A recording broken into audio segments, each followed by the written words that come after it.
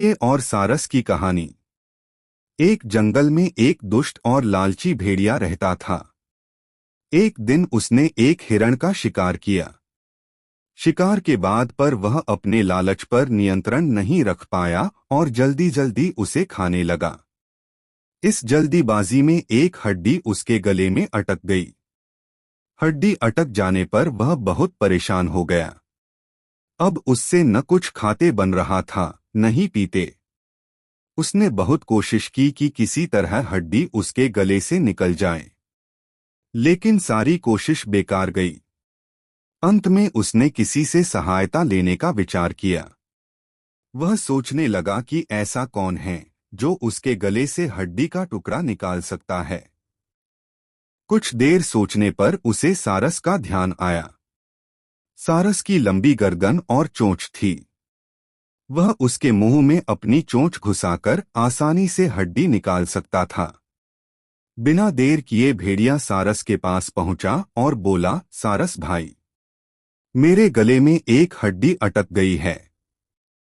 क्या तुम अपनी चोंच से वो हड्डी निकाल दोगे? मैं तुम्हारा बहुत एहसानमंद रहूंगा और तुम्हें उचित इनाम भी दूंगा।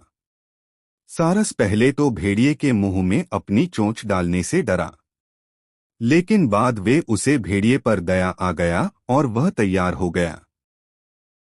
भेड़िए मुंह खोलकर खड़ा हो गया और सारस ने उसमें अपनी चोंच डाल दी, लेकिन उसकी चोंच हड्डी तक नहीं पहुंच पाई।